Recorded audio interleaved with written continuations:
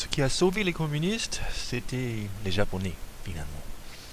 Euh, on le sait déjà, les relations entre la Chine et le Japon avaient été problématiques depuis assez longtemps. On a parlé déjà dans le contexte de notre cours de la restauration Meiji et la construction d'un empire japonais au cours de la dernière partie du 19e siècle. Pour ce qui est de la Chine, le Japon avait les visées concernant la Corée, la Mandchourie et la Chine depuis assez longtemps. La Corée avait été une colonie japonaise formelle depuis 1910. Donc l'armée japonaise était là et la prochaine étape prévue par les Japonais était la prise de Mandchourie. Ils ont organisé en 1928 l'assassinat du seigneur de guerre de Mandchourie, un monsieur nommé Zhang Zuolin. Et puis ils ont utilisé cela comme prétexte pour mettre encore de la pression. En 1931, les Japonais ont cité un autre prétexte pour envahir la Mandchourie, qu'ils ont prise militairement pour par la suite installer une colonie japonaise. En fait, les Japonais disaient que le Manchukuo ou Manchukuo, ça peut se dire dans les deux façons, ça veut dire le pays des Mandchous. Le Manchukuo était pour les Japonais un pays indépendant. En fait, c'était juste une marionnette. C'était les Japonais qui contrôlaient. Ils ont recruté le dernier empereur de la Chine, un bonhomme qui s'appelle Puyi, et qui vivait une vie de playboy euh, au nord de la Chine. Ils l'ont attiré avec des promesses de pouvoir, et Puyi, l'empereur, a décidé de retourner dans son pays natal et servir comme empereur, mais tout le monde savait que, en fait, c'est les Japonais qui contrôlaient les choses. À partir de leur base en Mandchourie, ils ont bombardé la ville de Shanghai et d'autres endroits en 1933. Et donc, c'est depuis un bout que le Japon est là, et le problème reste entier. Comme je l'ai dit tout à l'heure, les nationalistes ne savaient pas trop quoi faire. Ils savaient juste qu'ils n'avaient pas la force militaire nécessaire pour se protéger contre les Japonais. Et donc, à un moment donné, le gouvernement... Bah, je, je m'avance un peu trop rapidement. On va voir ce qui se passe après. Au cours de l'été de 1937, il y a l'expansion du conflit jusqu'à la région de Pékin et Tianjin. Il y avait des petits conflits dans la zone frontalière entre la colonie de Manchukuo et la Chine depuis longtemps. Et après le 7 juillet 1937, c'est le début d'une guerre, pas totale, mais plus importante, contre la Chine. Au cours de l'automne 1937, les troupes chinoises perdent 250 000 soldats, 60 des meilleures forces de Chiang Kai-shek ou Chiang Kai-shek, deux façons de dire son nom. Les Japonais, par contre, n'ont perdu que 40 000. On voit déjà que la stratégie japonaise semble être supérieure aux capacités militaires des forces chinoises. À la fin de l'année, en décembre 1937, il y a ce qu'on appelle le massacre de Nanjing. Nanjing, ou Nankin, a été la capitale du régime de Chiang Kai-shek. Après l'abandon de la ville par le gouvernement nationaliste, à ce moment-là, le gouvernement nationaliste quitte carrément la capitale. Il remonte par le fleuve Yangtze pour s'installer dans la ville de Chongqing, dans la province de Sichuan, où il va rester jusqu'à la fin de la guerre. Et ça a laissé la ville capitale, Nanjing, à la merci des Japonais. Il y avait très peu de merci. Sur 7 semaines, il y avait 20 000 victimes de viol, 30 000 troupes chinoises tuées, 20 000 civils tués. C'était vraiment un massacre de la part des Japonais. Les troupes japonaises se sont montrées assez brutales tout au long.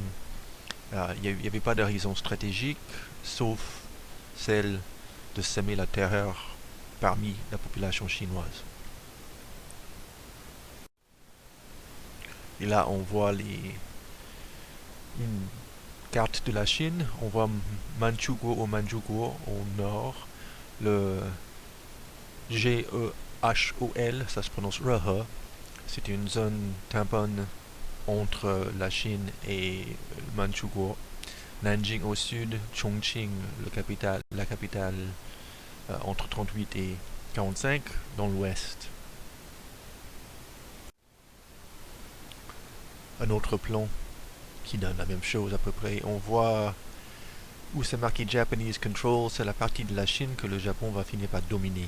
La Chine était trop grande pour être prise en totalité par les Japonais, mais après 38, ils dominent toute la région riche, la partie est, la côte est.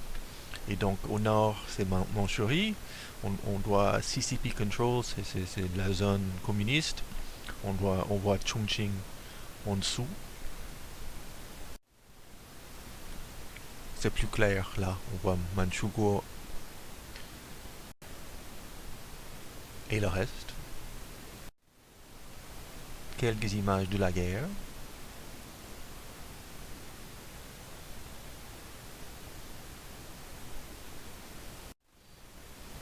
Comme je l'ai dit, en 38, le Japon prend la côte est chinoise. Aussi en printemps de 1938, les troupes nationalistes, dans un effort de stopper les Japonais, font sauter les digues du fleuve Jaune. Il y a 4000 villages détruits.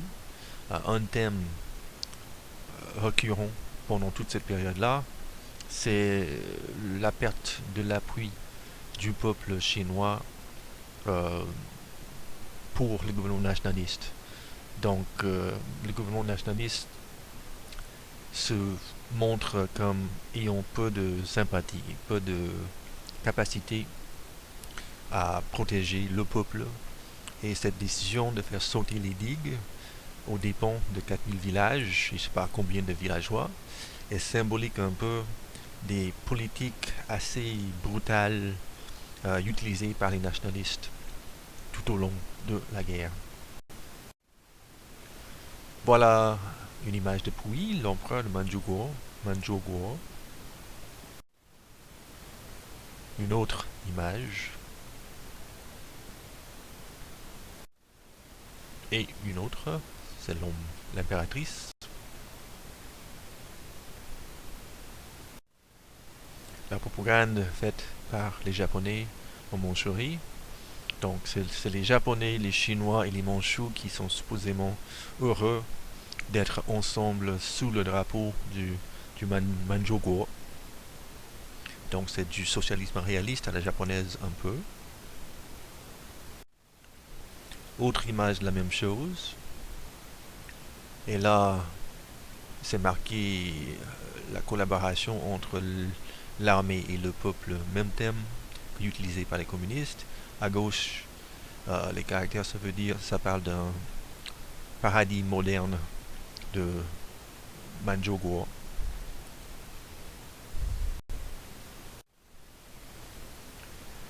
Et c'est grâce ou à cause du Japon que les communistes et les nationalistes vont se retrouver et former un deuxième front commun. Il faut rappeler que le premier front commun a été entre 1923 et 1927 et l'idée a été imposée sur les communistes par les Russes parce que les communistes étaient trop faibles, ils avaient besoin des nationalistes. La rupture a été causée par la décision prise par Chiang Kai-shek de tirer sur les communistes. Le deuxième front commun est occasionné par le dilemme du Japon. Les communistes disaient avec beaucoup de droité que c'était ridicule que les Chinois se battent entre eux alors que le Japon avait pris du territoire en Mandchourie et puis après le Japon avait occupé toute la côte est de la Chine et donc ils ont dit il faut qu'on se mette ensemble, faut qu'on arrête de disputer entre nous et joindre nos forces pour pouvoir résister au Japon. Et ils disaient ça souvent et sous beaucoup de formes différentes, formes propagandistes, entre autres, et le message faisait son chemin. Euh, et après l'incident de Xi'an, le deuxième front commun sera réalisé. Les éléments de cette histoire sont les suivants. D'abord, il y avait les troupes mandchoues qui avaient été évincées de la Mandchourie par l'occupation japonaise, qui faisaient partie de l'armée nationaliste sous le contrôle de Chiang Kai-shek. Et ces troupes-là avaient été envoyées par les nationalistes, par Chiang Kai-shek, pour entourer les communistes. Il faut répéter que les communistes n'étaient pas en bon état. Ils avaient perdu beaucoup d'effectifs à cause de la longue marche, à cause d'autres problèmes. Si les nationalistes avaient le temps et l'occasion, ils auraient pu mettre fin au mouvement communiste. Donc les troupes mandchoues ont été là comme geste ou comme démarche préliminaire qui avait pour objectif ultime d'encercler les communistes, de mettre fin au mouvement. Mais surtout parce que les troupes étaient mandchous, les communistes leur disaient temps après temps, écoutez, on est tous des Chinois, vous êtes là parce que vous avez été mis dehors votre pays natal, la Mandchourie, faut arrêter tout cela. Et puis finalement les troupes mandchous se sont trouvées d'accord avec les communistes. Ils ont finalement refusé de suivre des ordres de Chiang Kai-shek. Donc, en décembre 1936, face à ce contretemps, Chiang Kai-shek prend l'avion pour aller à Xi'an pour discuter avec ses troupes pour leur dire de suivre ses ordres, d'aller s'attaquer aux communistes et de mettre fin à tout cela. Au lieu de cela, ce qui s'est passé, c'est que Chiang Kai-shek s'est fait enlever par les troupes mandchoues. Il était pris en pleine nuit et gardé quelque part jusqu'à ce qu'ils disent qui va permettre un deuxième front commun. Donc, les forces mandchoues sont allées jusqu'à kidnapper le président du pays dans l'espoir de le forcer de changer son idée sur la stratégie employée lors de la guerre. Et donc, ça a réussi finalement. Chiang Kai-shek a fini par dire, ok, on s'arrête, on forme un deuxième front commun dans l'optique de résister au Japon. Et donc, vous voyez là quelques éléments de l'entente du deuxième front commun. Les deux parties soutiennent les trois principes du peuple de Sun Yat-sen. Les communistes renoncent à la rébellion armée et à la formation des soviets et à la confiscation des terres. Ça va rester lettre morte pas mal, mais beaucoup de cela c'est juste sur le papier. Les communistes vont continuer à faire ce qu'ils voulaient faire. L'abolition de la structure autonome des soviets de Shanxi, tout organisme gouvernemental à avoir un tiers de représentation nationaliste, ça aussi c'est juste sur le papier. 30 000 des troupes de l'armée rouge transférées au contrôle nationaliste, ça se faisait plus ou moins. Mais la chose principale à noter, à retenir, c'est que à partir de ce moment-ci, les nationalistes et Chiang Kai-shek changent d'idée et ils se mettent ensemble avec les communistes. Encore une fois, dans l'optique de résister à l'impérialisme japonais.